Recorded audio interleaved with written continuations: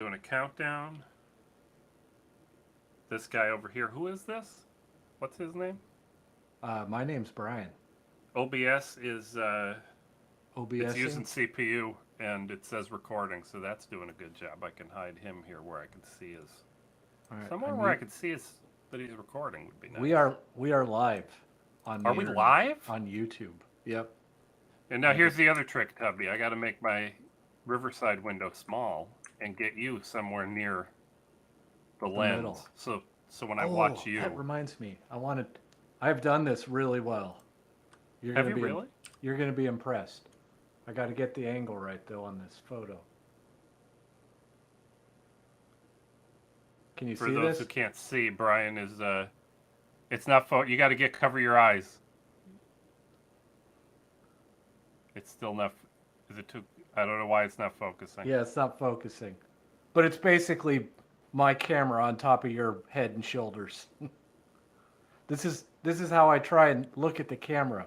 I just look through it at Pat's head in the back It's a there. good plan.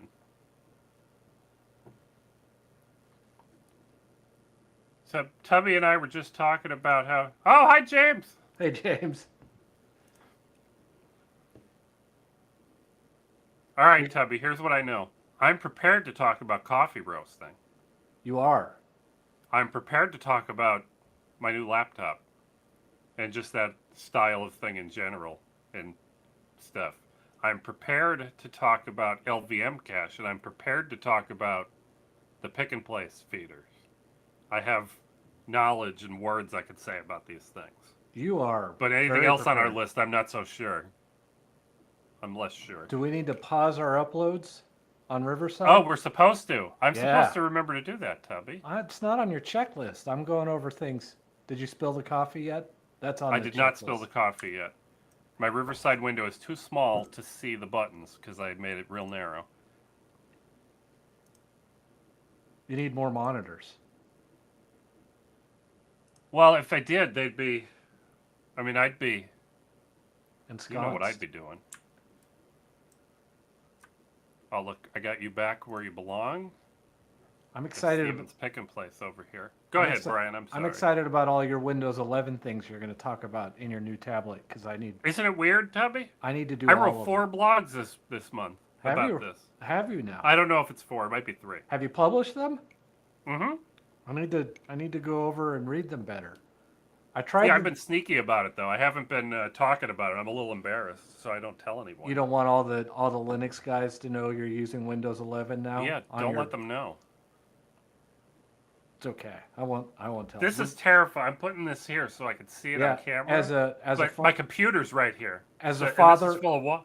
as a father of a 5-year-old, I know exactly where that water's going. There is no computer over here.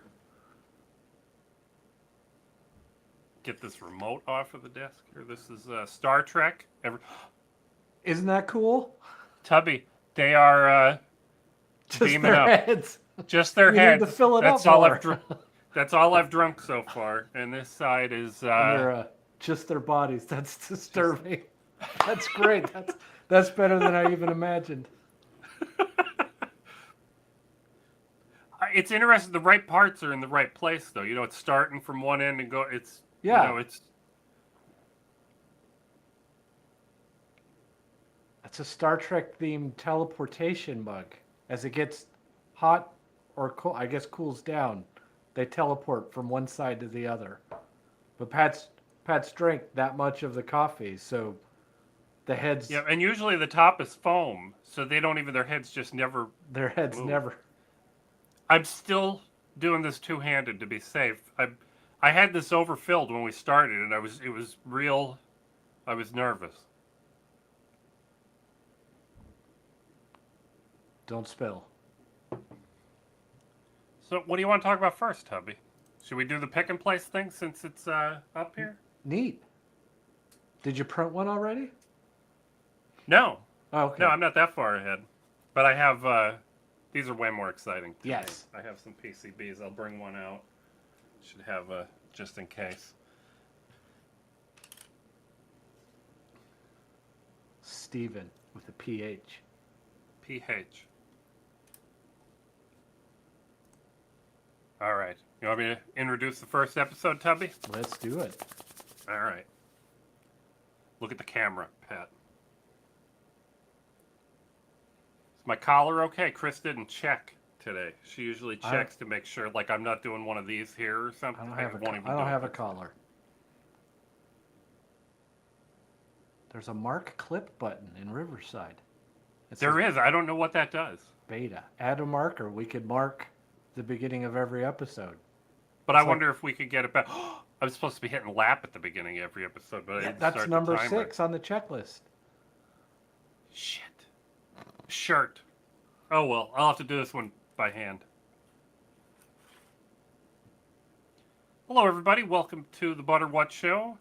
I'm Pat Regan. This is my lovely assistant to the regional co-host, Brian C. Moses.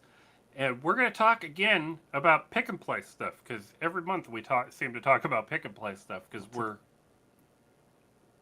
excited Brian's about excited. it. He was about to say it. I was gonna screwed say him up excited. though. There's a right behind me here. I've put together the open source Lumen pick and place from Opulo.io. I'm doing a bad job, Tubby. I've got the machine put together. I have the very basics of OpenPNP put together, and I don't have a video to roll next to this. But it goes and finds the home with the switches, just like your 3D printer usually does. And then it goes to approximately where it thinks the center home location is, and it looks down with the camera, and it zeroes right in.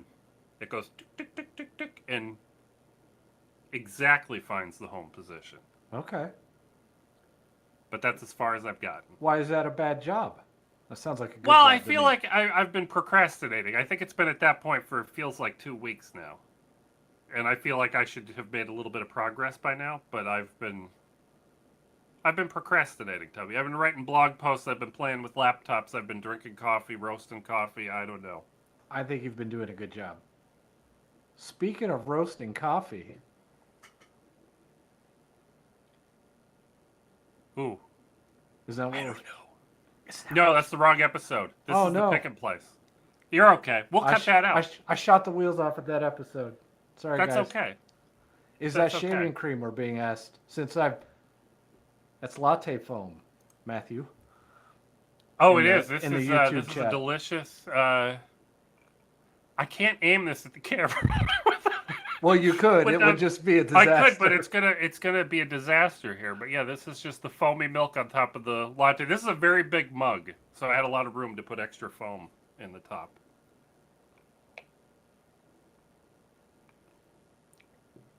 Make sure I don't have a mustache before I start talking, Tubby, so I can cut that out of the episode. Okay.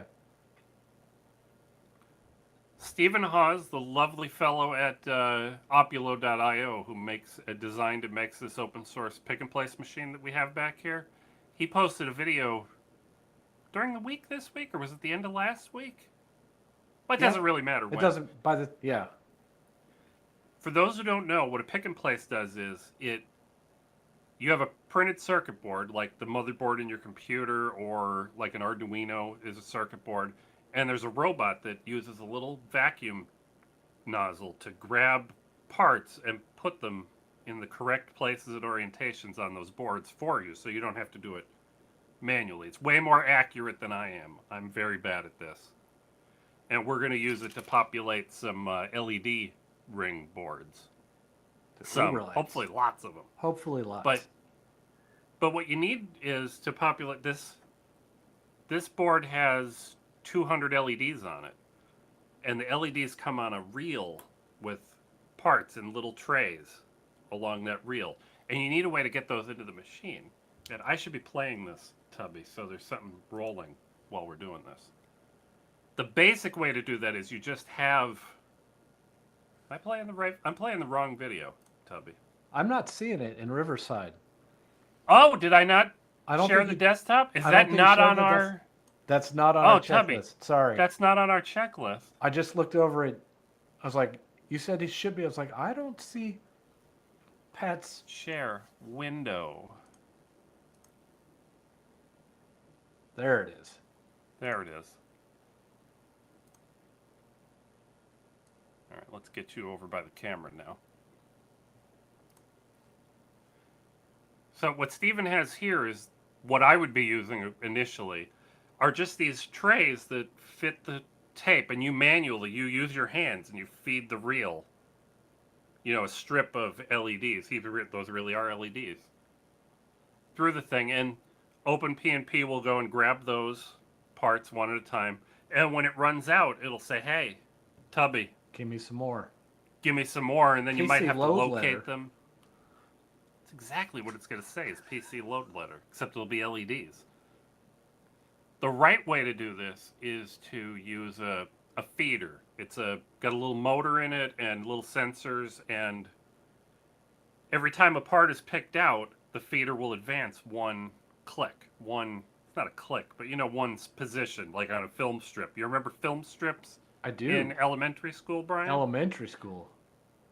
We're not that young, What? Pat. What do you mean we're not that young? They were all through. We had them forever. But I remember it was exciting in elementary school to be picked as the kid to turn the knob when the tape went beep and you'd move to the next Yeah. thing. But that's kind of the idea. There's a robot that turns the knob and clicks at a head one. What Steven has designed here, and it's not his idea. He was clearly said that in the video. But this new device is a manual automatic feeder for about $1.30 in filament. It's ingenious. Every time the machine wants to pick up a part, it drops the nozzle into the strip, pushes it forward one notch, and then grabs the next piece. So your tool, very much like that $3 touch probe for the 3D printer we did a few months ago now. So you don't need a motor, you don't need a complicated system. The robot Manually physically feeds does it. for itself. Yeah. It's neat because it's $1.50. It's neat. I think it's especially neat because if you decide I need one more reel on my machine, I don't have to wait for parts to arrive. I don't have to assemble a feeder. I don't have to buy a more expensive, already assembled feeder. I could just turn on the 3D printer and I could have one in a few hours. Yeah. Or if and you were drop another. if you were thinking about buying the expensive one, there's going to be an add-on for the Lumen PNP for an automated feeder. You could print this up and say, "Hey, how much would I benefit from this?" And then decide do to I go need ahead. it? It's not exactly a try it before you buy it, but you get to experience the concept before you buy it, which I think You do, is and I could really see neat. mixing. I don't know how easy it is to do an open PNP, but I could see mixing both. Like our board has each board has 21 LEDs in it. This one doesn't, but we've had designs that had one capacitor and Yeah. 21 LEDs.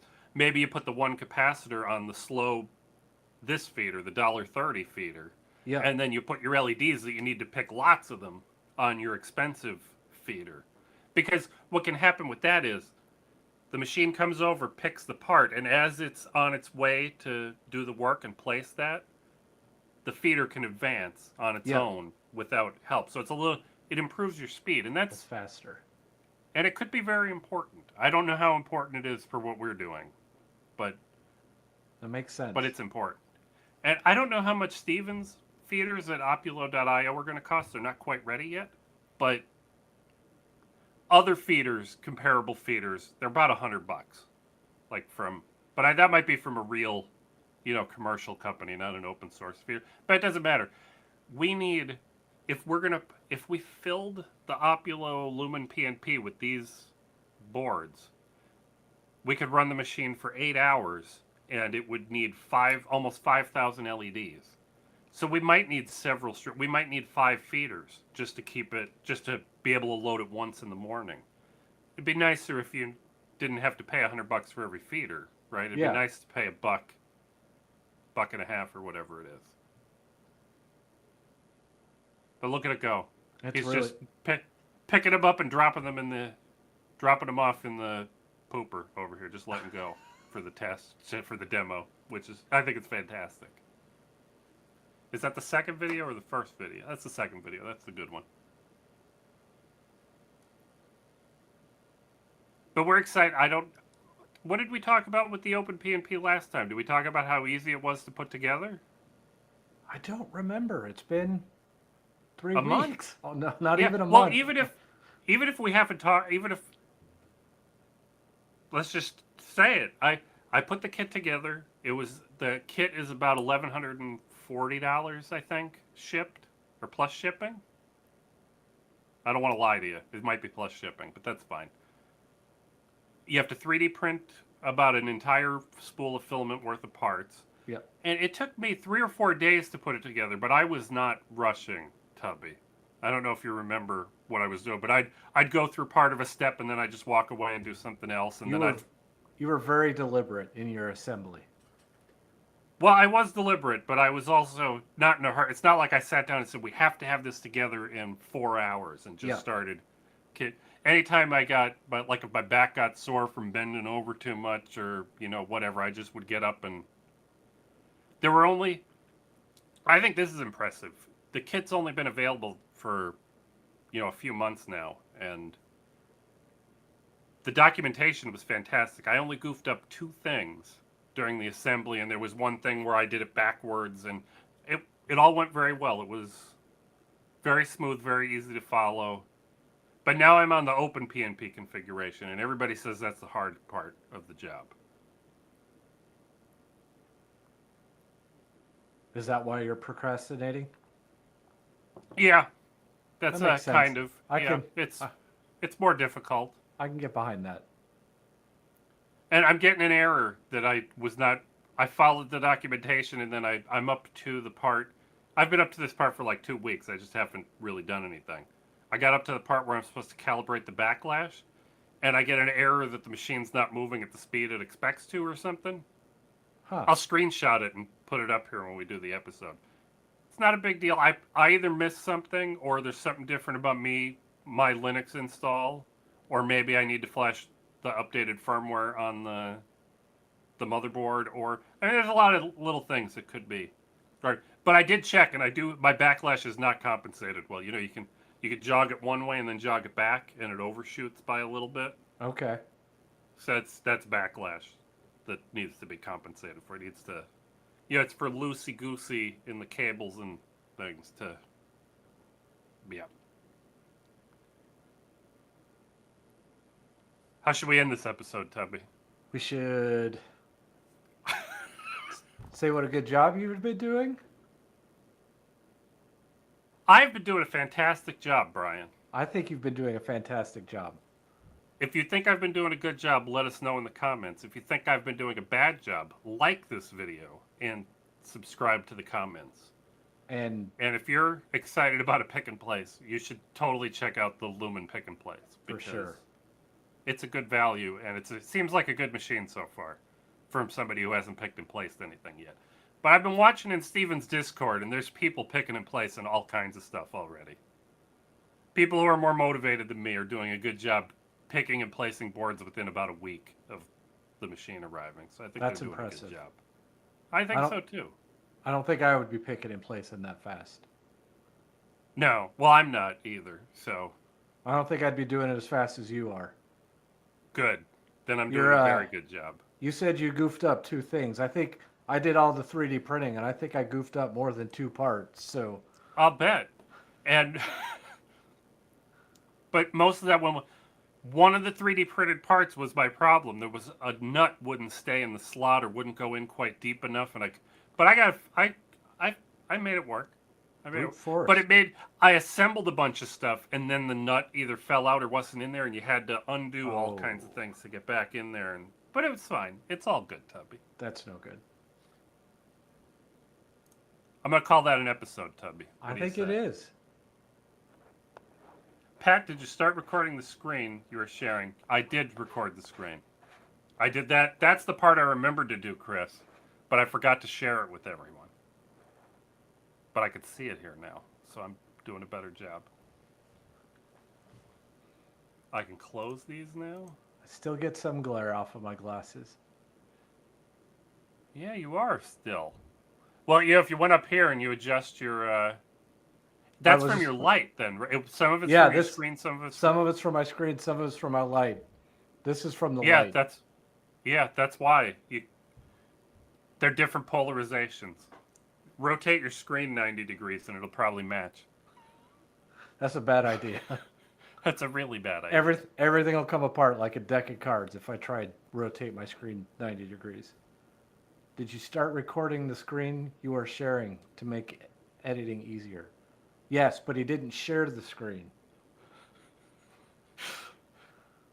YouTube, do you remember when I said all of that 30 seconds ago? That was... That's why I said it all again.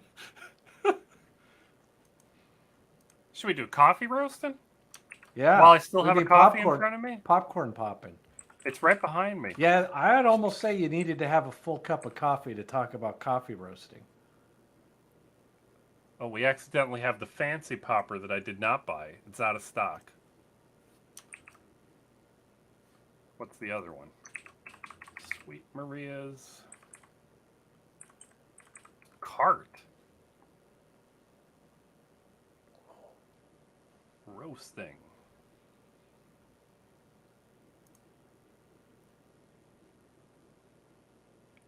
Oh wow, you could buy a glass chimney to put on my roaster that I used today that went so badly. What's the glass chimney? What's the chimney? It looks like you ever see an old-timey gas lamp with the upside down glass vase looking thing? Yeah. It's one of those to just stick on the hole. Okay. That's terrifying. I'm going to pick a coffee sampler. I'm going to do that on both of these so I have it. Is this big enough? Oh, you have to add plus $10 for 4 pounds of coffee on the other one here. We'll go up 2 more sizes maybe here. Did I get both of them? All right. Does anybody in the comments or listening to the live stream like coffee? Other than Chris. I know Chris likes coffee. Chris does like coffee.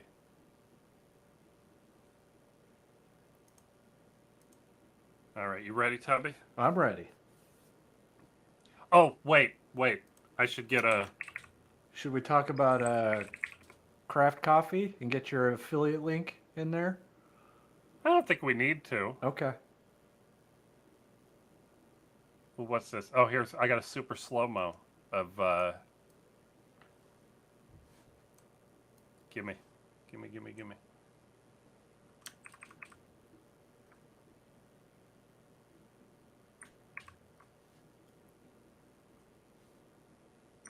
Is that too dark? It's pretty dark. Oh, that's too big. Turn on dark mode. What are you talking about?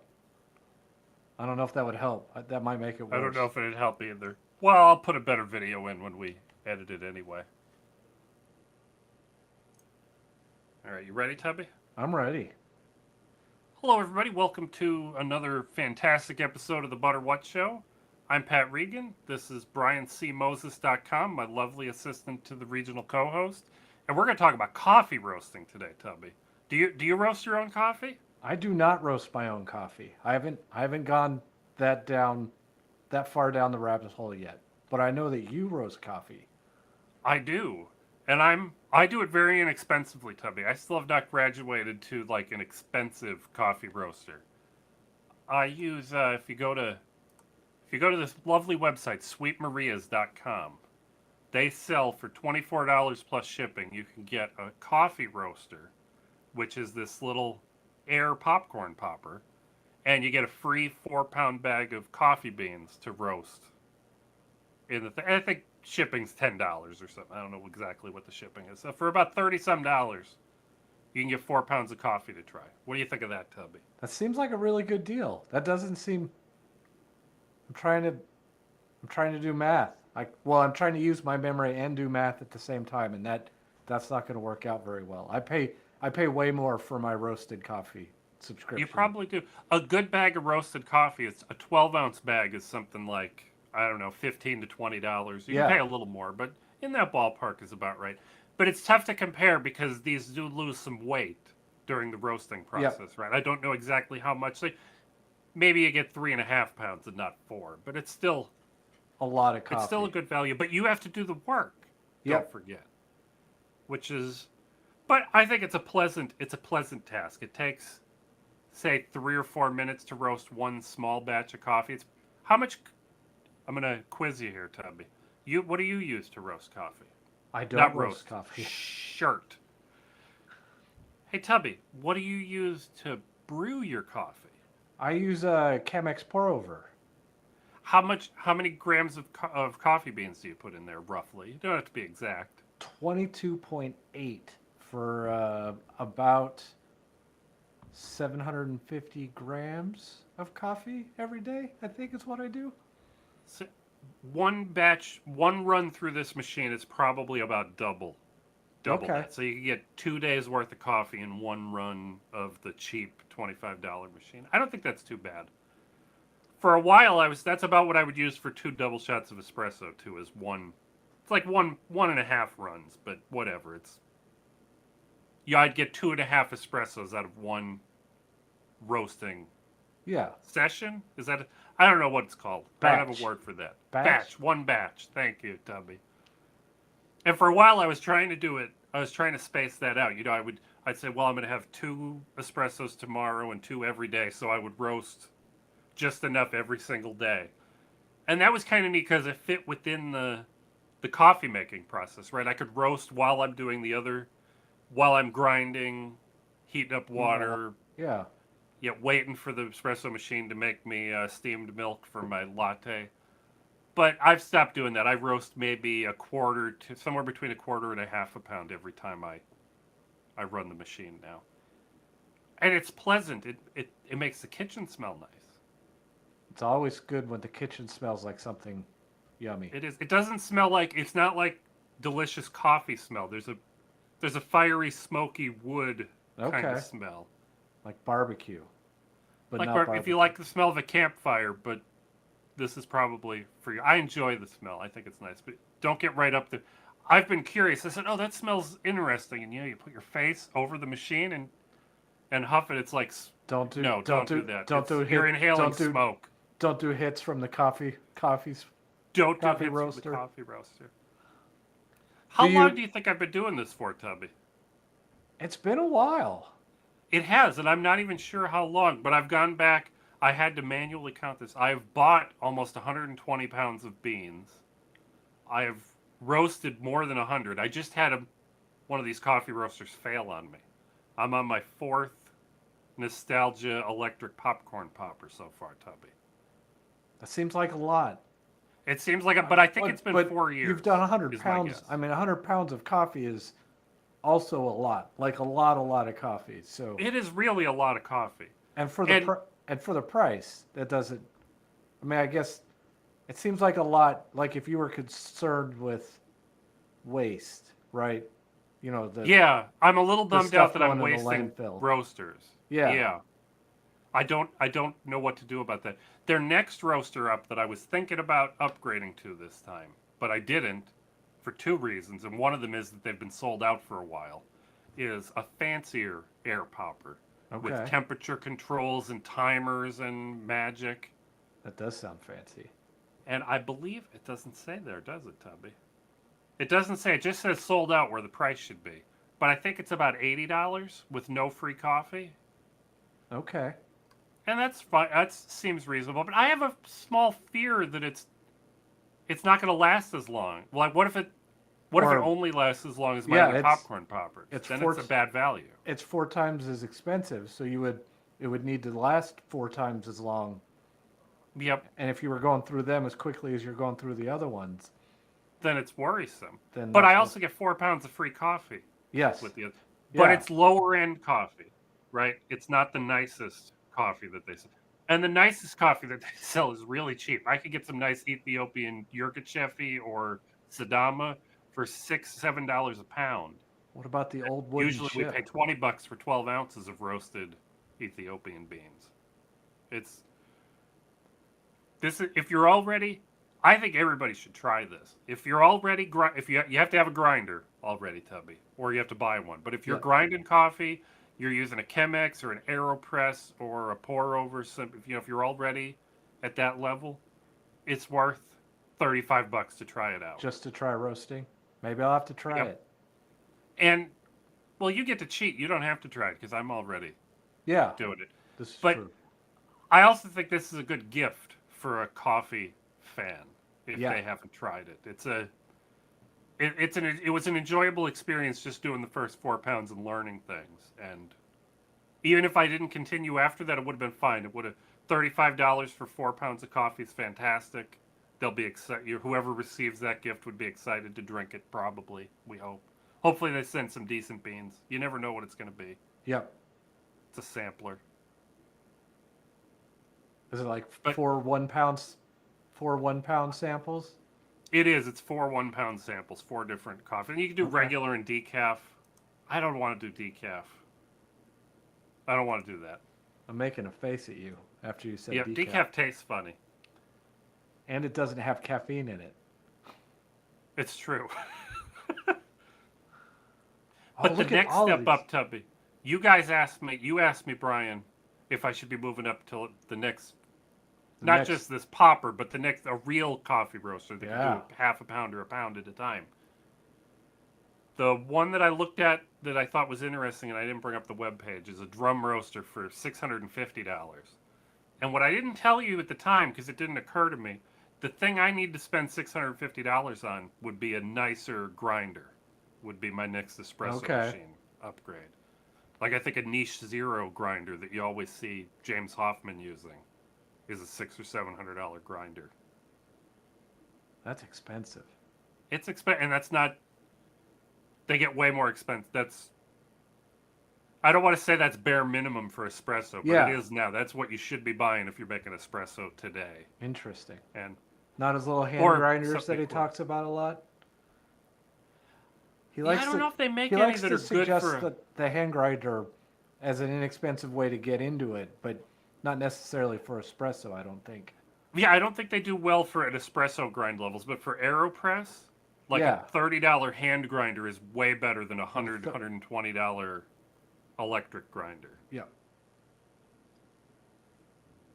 Our good friend Devious Fusion here in the chat is right. I'm considering doing a DIY coffee roaster, but I don't know. I don't know. You know, the PID loop's easy. The controls are, getting a relay and an ESP and stuff. That's easy. I don't know the right way to heat the beans. Yeah, I know people use bread makers. You know, the little flappy wheel of the paddle in the bottom stirs the beans around, and I don't know how Okay. they heat it. People rig up things with a heat gun from Harbor Freight, which is just like that's what the air popper is a heat gun with a Yeah. it's a heat gun in a container. But yeah, I don't know where to go to. It's so easy to just buy another $35 or $25 nostalgia popper and get 4 pounds of mediocre. I don't want to say mediocre. They're nice. They're good enough beans. You'd pay $10 or $12 for a bag of whatever they send you for free. For free. Free. Yeah, well, the way I think of it is I get 4 pounds of coffee with a free roaster. Yeah. Whereas they advertise it as a free roaster with 4. Yeah, I want a free roaster. Does that count as an episode, Tubby? I think it does. I think that counts. That was a good Now I job. want a cup of coffee. I didn't even show my 960 FPS dim, dark, grainy footage here. Oh, did I? I Get didn't me even a finish get me my a coffee. fast enough CF card. We could do that at 4K. And You can't do it ridiculous. at 960 though.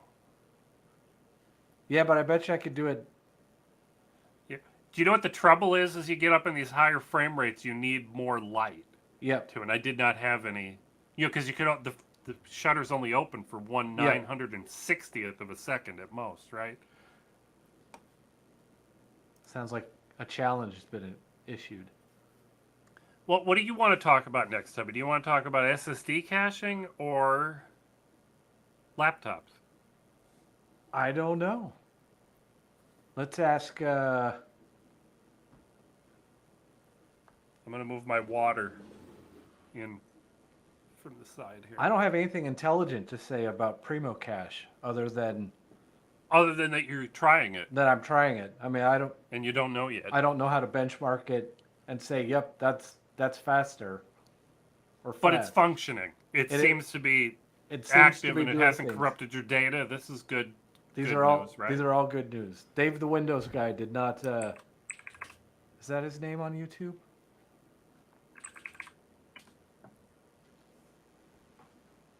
Oh god, these are huge. I'm looking to see if I have some just some tweets with some data that I could show in.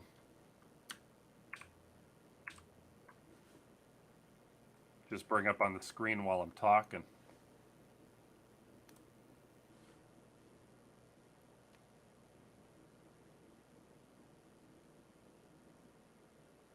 Latest. I should sort these by latest because the newer ones are. What in the hell is that?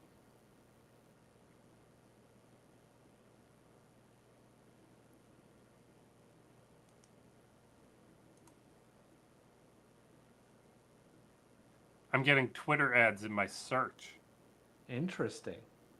You need to dial up the knob on your ad blocker.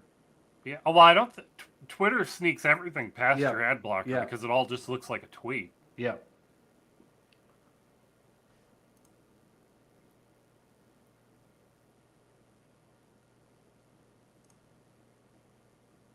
I thought one was a video. I thought I had a little video. Well, it doesn't matter. This is enough data.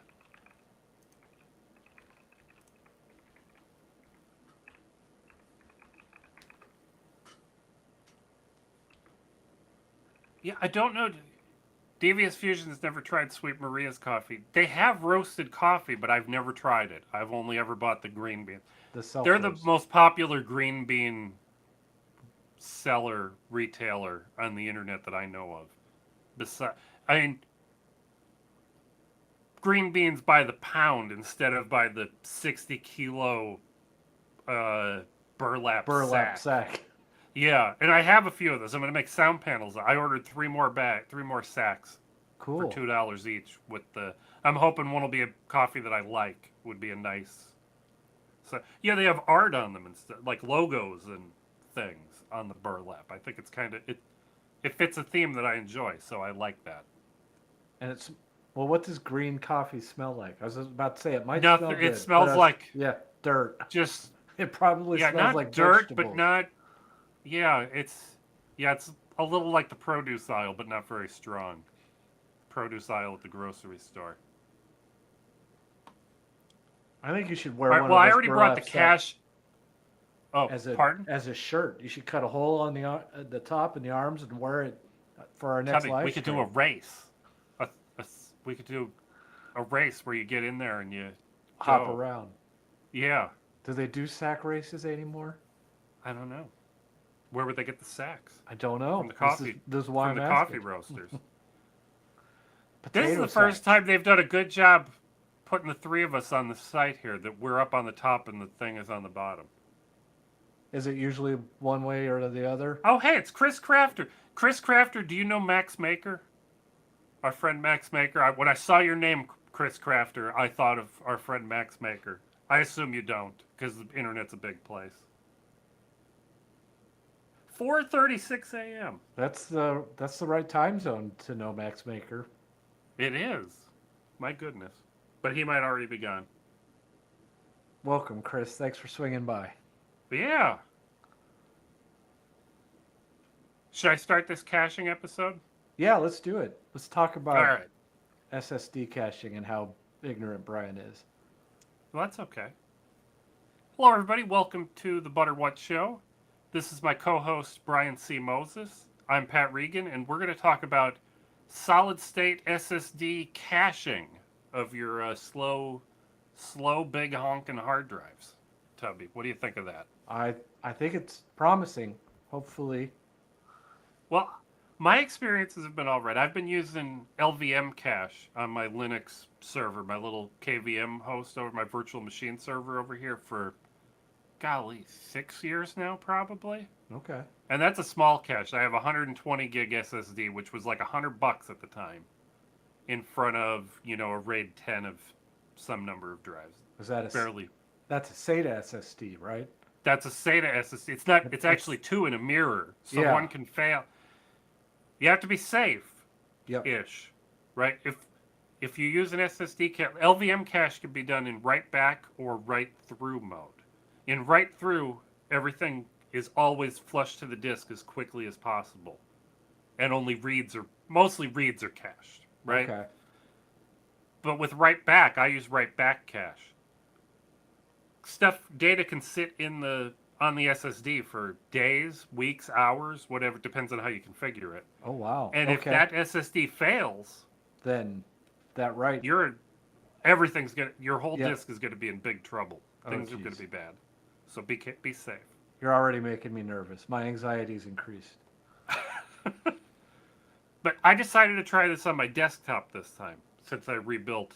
I upgraded from I was running out of SSD space and my second SSD was starting to fail, acting weird. It's still working. I don't know what it's really doing, but every now and then it would just drop off the bus. So it was scary. But there were only Steam games on there, so it wasn't too scary. But I had to do something, right? Because I didn't have more. I was running out of room anyway. So I Build picked an up a one NAS. terabyte NVMe, and I set aside about 300 gig to use as LVM cache on my desktop. And I snuck in one of your old 4 terabyte hard drives in there. Very old drive. It's scary. That's the scariest It's drive. a scary. It's a scary old drive. That was out of my DIY NAS. That one back there, like, it's been sitting on a shelf for probably Do, do you know what's even years. scarier, Tubby? My NAS has 4 terabyte drives because that's how old it is now. Your drive has a fraction of the hours, like a third of the hours that are on all my other disks in here. So it's not as scary, but it's It's scary enough. it's the least scary 4 terabyte hard drive in your office. Now, LVM cache is a slow hotspot cache. It's not meant to like if you ran a benchmark like a IO meter or Bonnie or somebody, it may not show much difference because it's supposed to pick up things over days and weeks and months, and fill the cache up. It's not necessarily supposed to just. It's not like your RAM cache where everything goes in the RAM cache. Yeah. I'm seeing myself do this, Tubby. I don't mean to be doing that. What was I saying? It's not everything gets you. A benchmark might not show how things are doing. So I've been trying to come up with ways to visualize how my cache is acting, and I've been watching it. I watch disk statistics go by, and it's interesting because I'll copy data. Like we're recording an episode of this live stream is getting recorded on my camera, the footage of me, right? And tonight I'll dump that off, and if I watch DStat, which is what's in that window, wherever it is, the other window here, this tweet of a screenshot. If you watch DStat, it'll just be all writes to the hard drive and almost nothing touching the SSD. But then Yep. I'll load that into DaVinci Resolve, and Resolve scrubs through the whole video to generate the waveform on the audio graph, right? And you can watch it.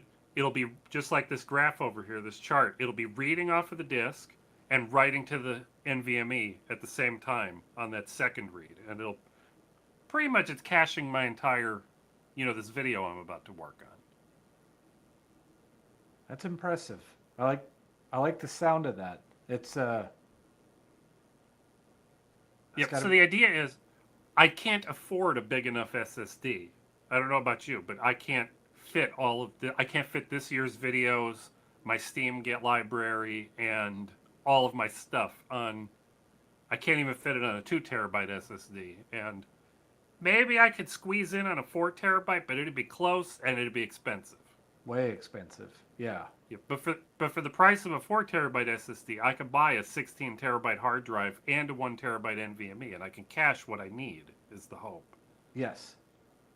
And I hear, Tubby, that you're trying out something called Primo Cache for Yeah. Windows. Is Yeah. that is that true? All your LVM cache talking had convinced me that I wanted to try something similar, and I dug around. I did a few Google searches looking for recommendations, and they all kind of seem to point back to this Primo cache. Kind of acts the same way, especially with regards to kind of what you were describing with some of the benchmarks. I'm I'm bringing a lot of the data that I've been keeping on my NAS back onto my primary workstation, I'm doing the same thing, Tubby. and I wanted to do the same thing. I wanted to use a sliver of my NVMe to cache that. The video files that I wound up editing always grind my gears when they get hung up. So I was hoping to do the same thing, but as I was seeding, that big hard drive with the cache in front of it, it was exactly what you're describing. Writes to the disk, no activity on the SSD, and I was trying to. It's like, well, maybe I can open it up and it'll open faster, and it seemed to be all read from the disk, but the cache statistics say it's doing something. And I did a couple benchmarks, with like Crystal Disk Mark, and it was it was fast, but I believe that it's working, but I don't know how to divine and see what it's doing. So it's functional, it seems to be working faster, and nothing has blown up yet. So I'm kind of happy about that. That last part's important. It's good that nothing is blown Yeah. up. Now, I've been paying attention as best I can. I'm not doing it. I should be logging more of this and watching meters and things while it's happening. But my concern has been I'm using one big drive for my Steam library and my videos. And the videos easily, tonight I'm going to collect from Brian. I'm going to collect his video. We'll have the screen grab. This is going to be about 120 gigabytes of files. It's more than a third of my cache is going to be edited. It's easy for this and the Create and Vent podcast to just push everything Purge that your I whole care about cache. out Yeah. of my cache. Yeah. So I'm thinking about splitting it up, Tubby, into one where my Steam library goes and one volume where all these video files just churn over and over again month after month after month. Yeah, It's a little more micromanaging than I was hoping to do. Because and that's I'm the other thing we could be doing, right? We could just be copying the things we need onto our SSD, and when we're done with them, manually pushing them off to an archive. yeah, But I don't want to do that. I'm micromanaging a little bit. My favorite Steam games are on the other half of my NVMe that the operating system is sitting on. So I've Yeah. already decided I'm going to bypass the whole cache for the things that I'm excited about. But the big applications or my other games that I don't play as often, they go off onto my cache and hard drive. Yep. And I've been doing math, and the games are getting bigger. They're up pushing. My biggest game, I think, is Borderlands 3, is 136 gigabytes. And that's almost half my cache. Yep.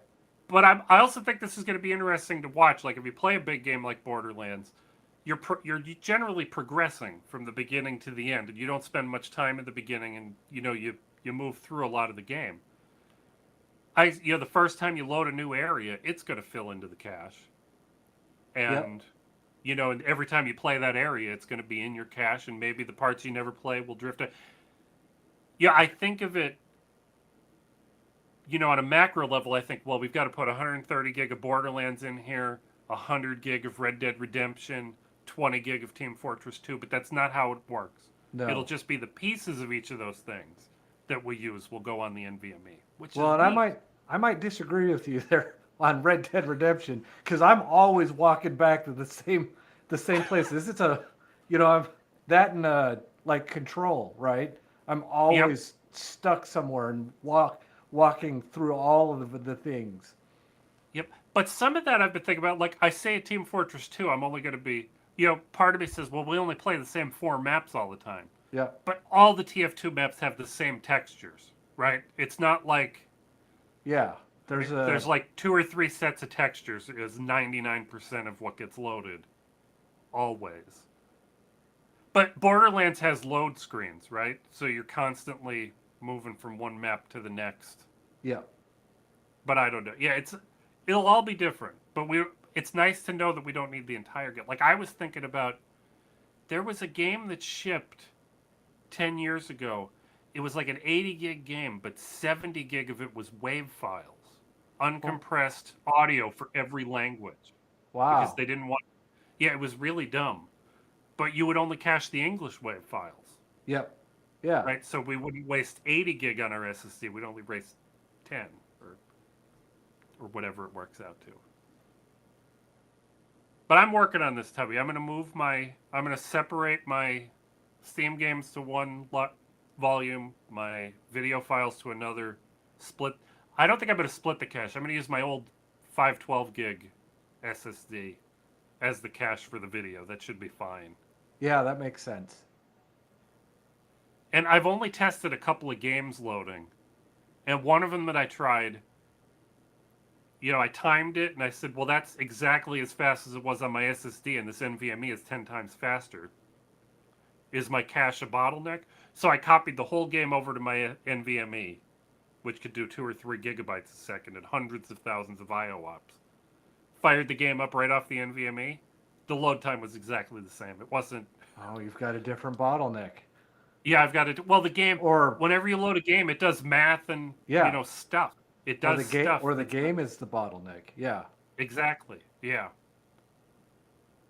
But I'm very pleased. I'm so excited that I can spend $400 to have 16 terabytes of fast storage instead of having to. God, I couldn't even afford that much SSD. You need to No. buy a small used Not car yet. for that. Not yet. Someday. That's the neat thing about this, Tubby. I didn't even say it. This is a band aid. Yeah. This is just for us to be able to get by until SSDs get Yeah. cheaper. Maybe one I mean, more order even of magnitude cheaper. yeah, what 8K video is not going to be. SSDs are outpacing the growth of the biggest files right now. So Yep. And every time we make a leap, like when we went from 1080p to 4K and when we're going from 4K to 8K, we've also gotten a new video codec that's yeah, twice as efficient as the last one. So, yeah, 8K is 4 times as many pixels, and we're only making it half the size. So it's still going to double, yeah, but it's not going to quadruple like, like the numbers would make you think. So I think we're going to do okay. In about 5 years, we'll be in great shape. we'll be able to retire our big hard drives again. I sure hope so. Well, I'm excited that I get to retire my RAID. Yeah, that's I won't need it anymore. yeah. We should do an episode on that. We should. Not tonight, but No, we'll take the notes in the near before future. that one. That goes Because on. I'm getting that was one of my recent blogs, Tubby, in the last week. I talked about. I think I put that on Butter What Okay. about Link in the video description. link in the video description. It's kind of like I'm running a race. I'm racing towards the finish line of getting rid of that RAID. Except it's not a race because I don't have to get there. Where I am right now is fine.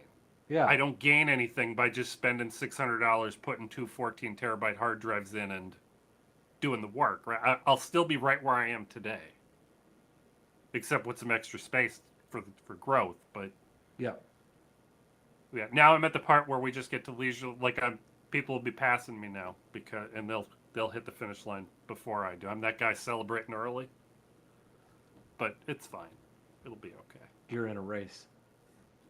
Does that count as an episode, Tubby? I think it counts as an episode. The next one is the laptop, Tubby. I don't even have any pictures or anything, but I have a laptop I can hold up. And we're missing chat. We are. Yeah, Chris was asking about the Lumen PNP. He just missed the when we talked about it. I was gonna Oh, we did. interject and ask if that could be the next episode that we publish. Are we out of episodes? We are out of episodes. I have to Okay. publish an episode Monday. I have to edit before the. So Chris, I'll help make sure that that Pat prioritizes the Lumen PNP update since you missed out on that part of the live stream. Chris, the problem with the PNP right now is me. The assembly was fantastic. It was so easy. It's so smooth. Everything, it went together beautifully. And it moves around great. The cameras are working. But now I'm on OpenPNP and I hit a small roadblock. I don't know if it's really a roadblock. And I got discouraged and I had other things that had to be done. So I moved it to the back burner a little bit.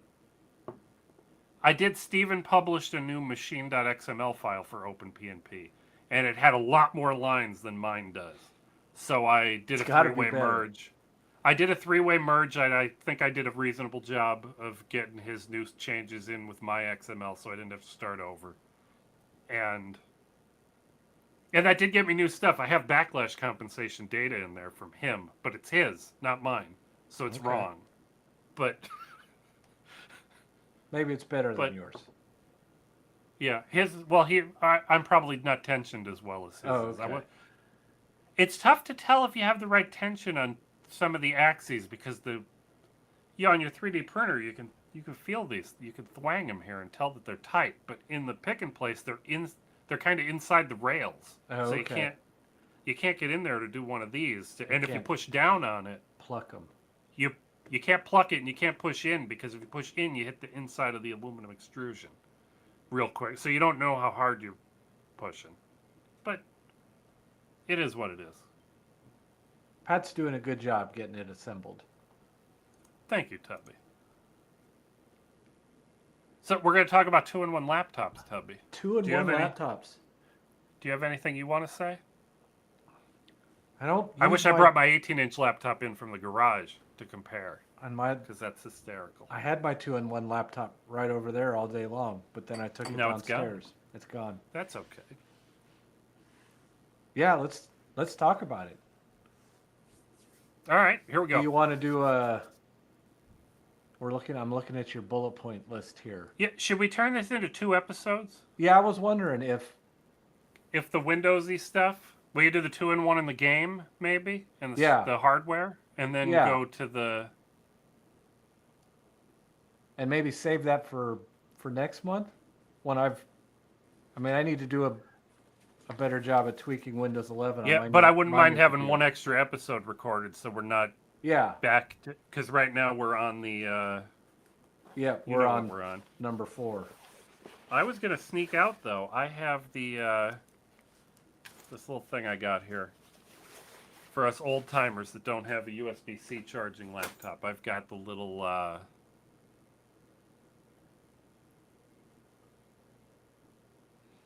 dongus. It's a barrel on one end and a USB-C on Oh, the geez, other. that offends. It goes that's from. Well, let's do the laptop. all right. Do we know what my laptop is? It's an HP something. Something or other. Yeah, it doesn't really matter. We can put a link. It'll be fine. Hello, everybody. Welcome to the Butter What Show. I'm Pat Regan. This is Brian C. Moses. And we're going to talk about my new laptop today, Tubby.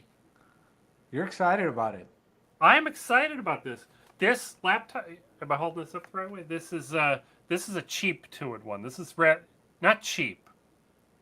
We'll come up with a better word. But this guy here, Economical. this Asus VivoBook 14 Flip. It's a big, complicated name. You might have seen this in the new season of The Boys on Amazon. I haven't. Billy watched that yet. Butcher is using one of these. It's product placement. I bought it first, though, so I knew I want to say the C word now because he says it a lot. it's diabolical. Is the C word that you're allowed to use on YouTube, Tubby. But I didn't expect to buy this laptop, Tubby. I've been wanting a 2-in-1, the smallest 2-in-1 for a long time. This is a big 2-in-1. This is 14 inches. Usually 12 is a good size for a 2-in-1, and this is a little big.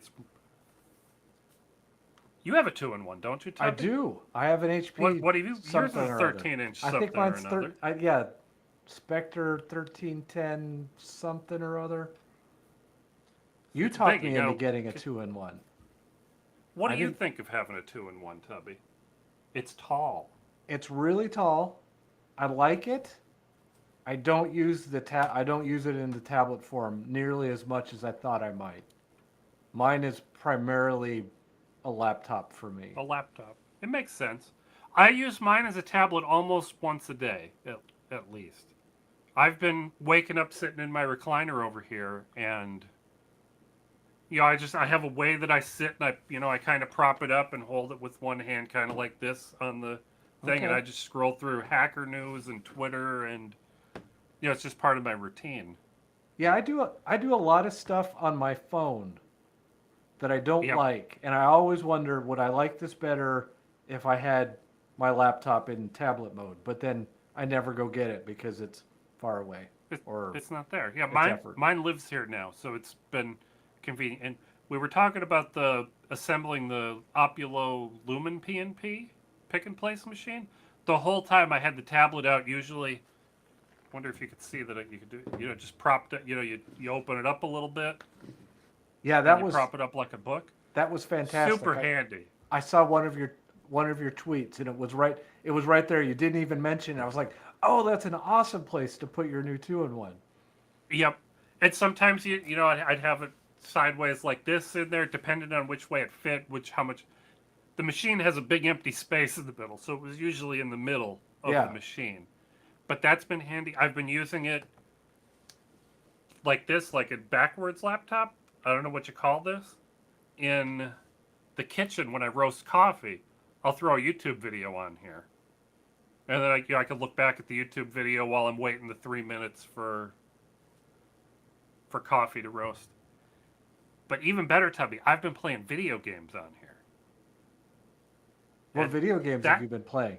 I've only been playing one video game. I started out, I was mostly finding, overgrown Android games. Like I Yeah, played a that's a few bummer. levels of. Do you remember Kingdom Rush, the old Android uh, tower defense game? No, I don't. You shouldn't. It's not terribly exciting. I played a little bit of that, and it's a more interesting game than I gave it credit for. But it's an overgrown phone game. I'd rather play that on my phone. But I finally bought. I've been wanting to buy it for years, but I've been avoiding it because I thought it'd show up in a Humble Bundle, and it hasn't. Is a game called Into the Breach from the creators of FTL. And FTL is a fantastic game, so I knew this Fantastic was game. going to be at least all right. And if I was smart, I'd be playing some Into the Breach video over here, but I forgot to bring that up. But it's a strategy game. It's turn based. You just click around, you tap where you want your dudes to go and where you want them to shoot and who you want them to shoot. It's a little bit like playing. It's a complicated game of chess. I don't know if Okay. you've tried it yet, but I've learned that it's in this Goldilocks zone of the sort of game you would want to play on a big touchscreen.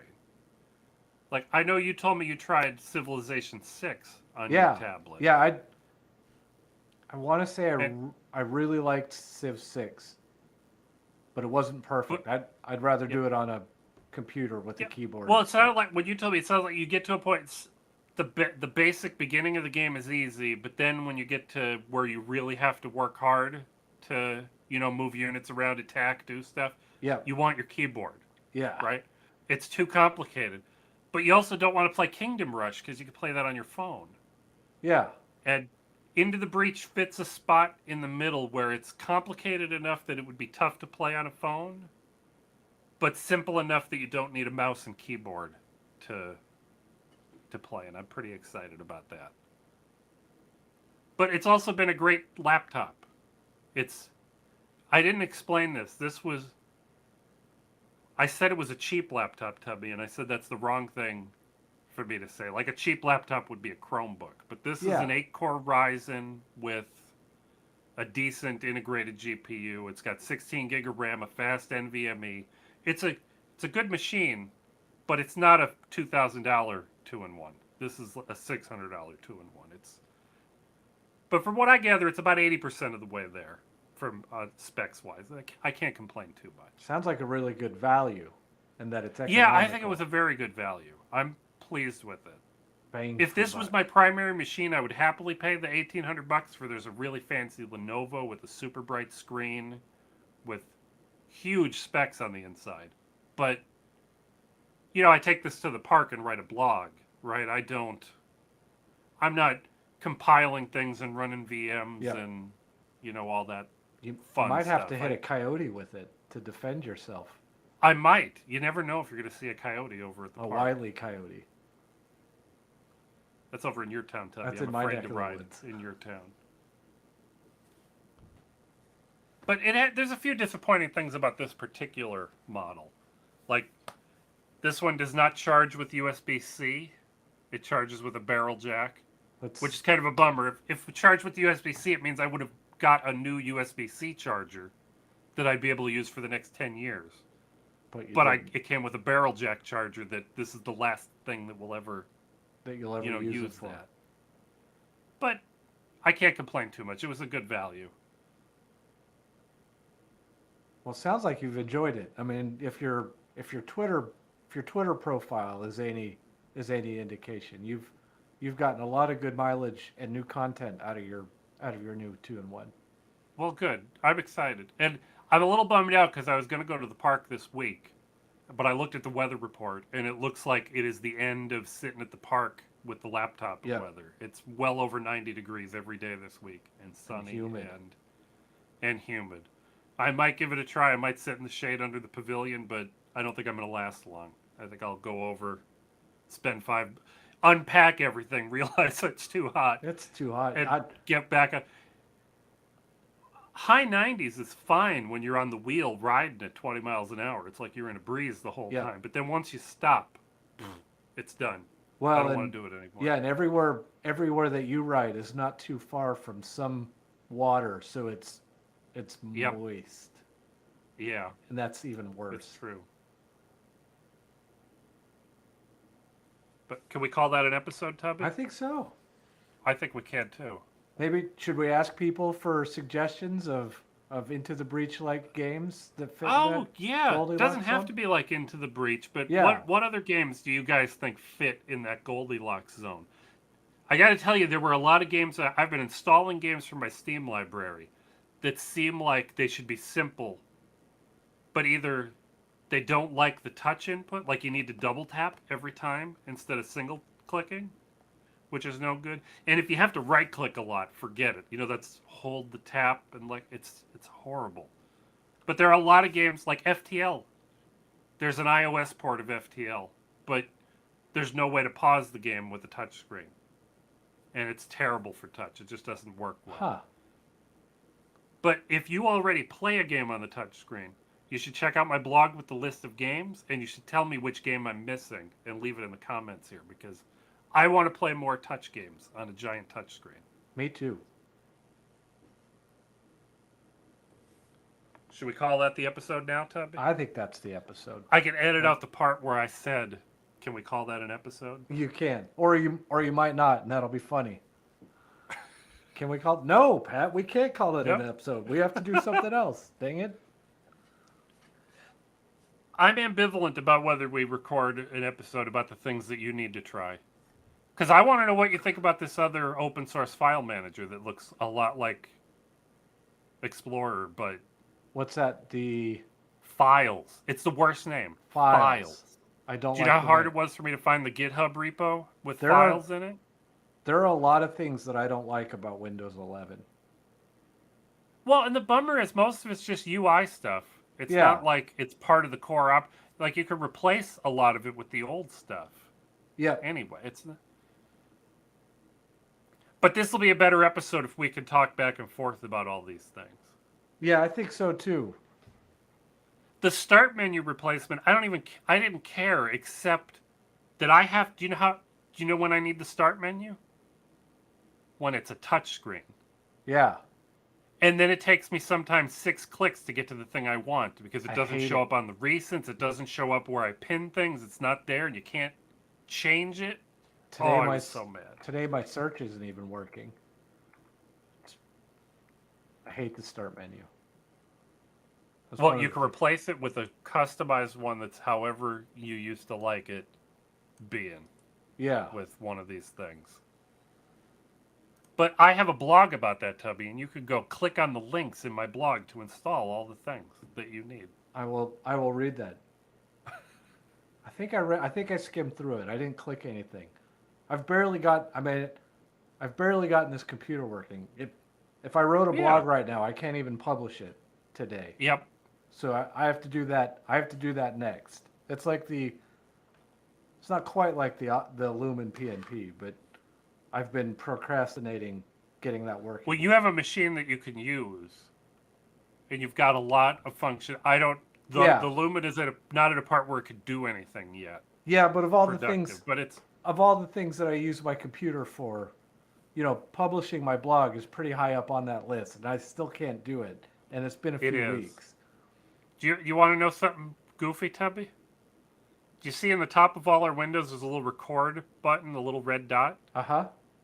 Mine on my screen, it's in the middle of one of my panels up here. This one, it's right here. Oh, that's And I why. was looking at that, Yeah, it and I is. looked back to It see is on where mine too. that. What's going on? I've Yeah, done that why too. was it there? Yours, mine is right on top of the light that you and Chris gave me for my birthday. Oh, geez, see that? And of course, nobody else can see what we're talking about. So No, sorry, you guys sorry, can't. I audience, apologize if that doesn't for that. make any sense. But I'm okay that we got 4 episodes. If we get scared, we could record that episode in the middle of the week. Yeah, or between now and 4 episodes from now. Yeah, whenever we have to. I'm gonna stop recording the screen share because we're not gonna do anything with that. Did you remember to like our live stream? No.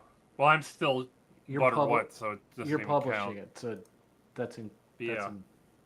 implied. What if we got the pick in place? I didn't talk about the screens. A lot of people on Hacker News are mad about 16:9 screens on laptops. They want them to be 3:2. Interesting. And I've puzzled out what they're talking about. They're not articulating what they mean. Now I love my big screen being 16:9, and I would rather it be like your ultra wide, because I'd be able to fit more windows across, right? The laptop screen is too small to put lots of windows next to each, like you even side by side on a Okay. 13-inch Yeah. screen is. So what they mean is, when I full screen my window, it's too wide, right? That's Yep. what they're. I mean, I want as much screen as you could put on the. I want as much as you could fit in the. I don't care what the aspect ratio is. If don't make it taller and then fail to make it wider, right? I want it Yeah. as much.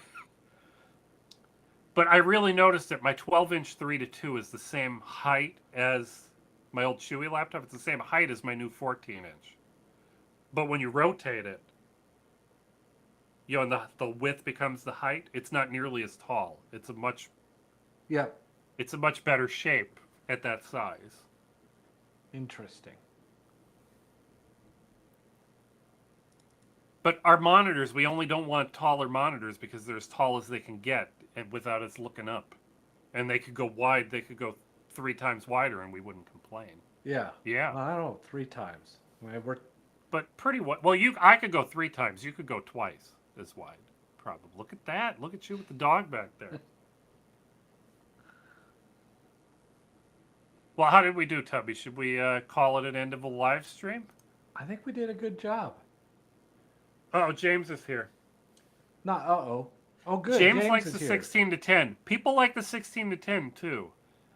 I think the smaller the screen gets, the taller it needs to be. The narrower. Yeah, like your phone. Yeah, but phones are starting to be ultra wide, like 21 to Yeah. 10 or something weird, and it's not bad. It's a little weird because now your video never takes up the whole thing, Yeah. but you do fit more. The phone has a different problem, right? It needs to be narrow enough that you could get your hand comfortably around it, but you could continue to make it. It could be. Yeah. It could be be 10 like a feet tall, bassinet. and it wouldn't. Yeah, as long as you can. And width, if it gets too wide, it doesn't fit in your pocket. Yep. Well, that's when you just start folding it. Oh, that's what I'm waiting for. Oh, I'll be so excited when I'm allowed to do that. I'm not paying $2,000 for a folding phone Yep. today. I don't use a phone enough. Yeah, just I don't know. Yeah, I'm not really asking you, James, but I'm asking in general. I'm more asking my brain. How big does a laptop screen need to be for me to want to put 2 windows side by side? Huge. Huge, pretty big. I'm trying to think. I know I fudge it on my 15-inch laptop with about a third for a terminal and the rest for a text editor, but it's close. It's a little small for my vision, for my. Yeah, my great big. God, what was that? 15 years ago laptop, the one I played WoW on. Well, my 18.4-inch laptop in the garage is basically a desktop monitor. You can. Yeah, It's plenty big enough, but I want to say I somewhere did. between 15 and there, somewhere in that 15 is probably the minimum that I would want as wide. I mean, I can't say, but you can't just say I want it to be a 15-inch laptop, but an ultra wide. Is that a crayon? It is. It can still see one of your eyes. Oh, it's focusing your hand, Tubby. Yeah, that's You're weird. too isn't it? close. You're just too close.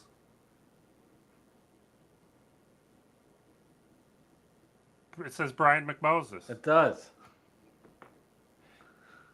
I can almost the ZV-1. I can almost touch the wide-angle lens, and it's in. That's less than an inch away from the That's lens. nice. It's I can almost touch it. yeah. That's I don't know why it's not seeing the Brian McMoses. My eyes are pretty good now, though. I shouldn't be complaining. Yeah, if I especially wear with the right your- glasses. Trifocals. But I was gonna say you can't just say I want my screen to be wider because it has to fit in the form factor. I need a width to have a full-size keyboard. Now you got me wanting to take a peek at how wide this keyboard is on this. Yeah, there's an extra inch on each side, so you can go down to like a 12-inch screen and have a full-size from caps lock to enter, Yeah. right at the right size. With a little bit of bezel. I bet we can look up Brian's minimum focus distance.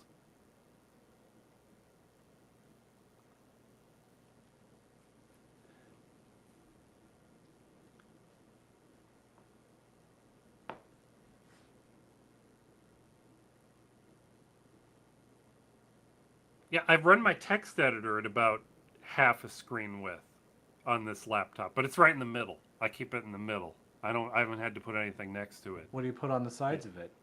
Nothing. It's just whatever's behind the window. Oh. I like my text editor to be about 80 characters wide. Okay. Give or take. It doesn't have to be exactly. It's not a science here, but around 80 characters wide.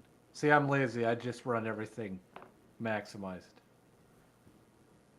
Even my text. Well, then I wouldn't know where to tell it to wrap to show me. Yeah, because I don't.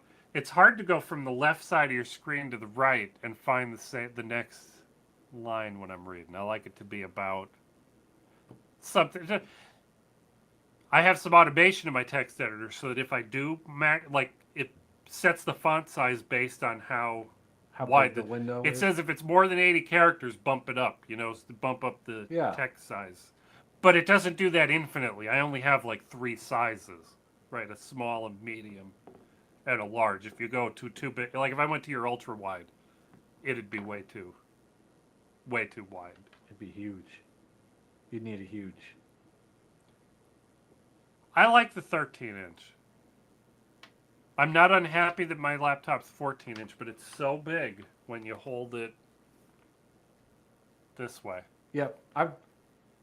I'm happy that I moved away from desktop replacement laptops and just accepted that I was going to have a computer and a laptop. Be up. Because the laptop can be small then. I don't care as much. Well, a lot of things have happened since then. We've got Dropbox type stuff. Yep. So our files just show up. We don't need to. We have God, it DIY used net. to be such a pain when you'd get to work and you'd open up your work computer and you had a file at home that you wanted. And we didn't have VPNs. We didn't have always on internet. We didn't have Wi-Fi Tailscale. at the. Yeah, we didn't have any of this stuff. Yeah, now the Tailscale's back. That even makes it easier.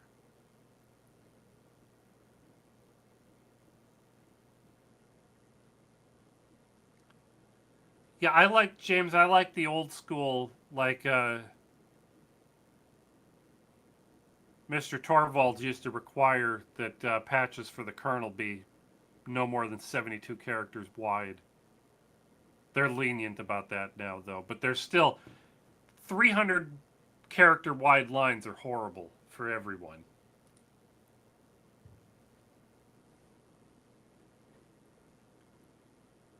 I'm amazed, Tubby. Tubby, I can edit this podcast on my laptop with no trouble over Wi-Fi. With Really? the files stored on my NAS. Yeah. Well, that one little video I played back on Twitter where I just put 3 different videos of me on a timeline all on top of each other, and that's all coming over Wi-Fi without no stutters, no. That's impressive. I thought it was all right. I think it starts dropping frames at like 4x speed if I do that. If I have 3 videos on the timeline, and there's enough CPU and GPU on there that it plays back at. No, when I was testing LVM cache, I'm playing at like 3264x on my desktop with one video just to see the numbers, to see. Yeah, I'm just trying to give me a baseline of how much performance do my disks have to have to keep up with my video editor. Yeah. And the SSD can outpace my GPU and CPU by a good amount. So that's going to be fine. Time to upgrade your CPU and GPU. We're getting there, Tubby. We're getting the GPU prices are getting to be acceptable almost. Yeah, I'm a little jealous of your upgrade, Tubby. I almost regretted not buying a GPU. But then I didn't. This is my old Atom Chewy tablet, Tubby. I thought about using this to replace my NAS, but then I realized it doesn't have SATA. a network. Well, SATA's fine. It's got USB 3, Oh, which would okay. be good enough. Oh, I could mirror. It's a mirror. But the screen, this has an inch of bezel on each side. But you can tell. No, you can't. You can't really tell that that's as much smaller as it is. But there's 2 inches of extra bezel on this guy. Okay. This is almost to the edges.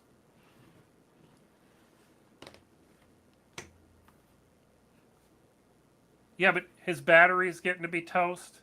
I looked up. This is a beautiful screen. On the Chewy? On the Chewy. These are the, like our knockoff Korean monitors that we use. These are the reject panels from the Surface Pro from the time. It's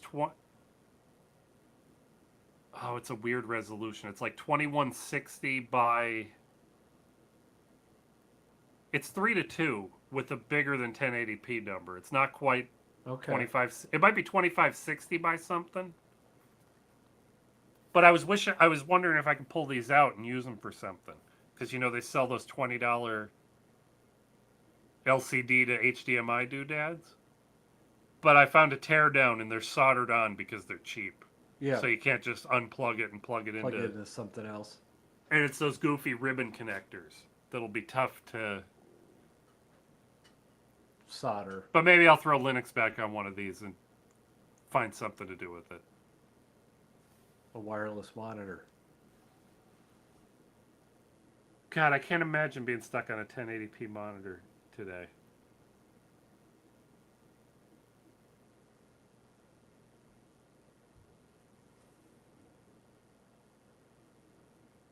Yeah, that's got to be some. And some of this, James, depends on what language you use. When you used to have, Java shops used to be very big on those long method names and class names. Those, forward long classes with forward long methods, and you're stacking them together. And then, so just getting the variable you need is this long. And then you need 3 of those in your if. In your conditional, so it gets to be huge. I'm glad I never had to write Java. Yeah, they like to write really long lines. Well, what do you think, Tubby? Should we hang up? I think we should. Because I'm getting warm in here. I forgot to turn on my hair light. Don't forget to turn on your hair light. Oh, and this guy died. You need to charge those 1860s. Oh, I know. I didn't turn him on. I turned them off to save power. Which, is that the Butterwhat logo one? That's the Butterwhat logo one. It'll be man. fine. I'm not going to be mad. Shame, okay. shame. Yeah. Well, James and Yulia and Chris, you guys all have a good night. And anybody else is in there, have a good night. I can't see everyone's name. I don't know who's still here. Thanks for tuning See us in. to the end. Yeah, Yeah. I hope we did a good job. I think we did. I'm Don't going to hit close- stop here. Don't close the Don't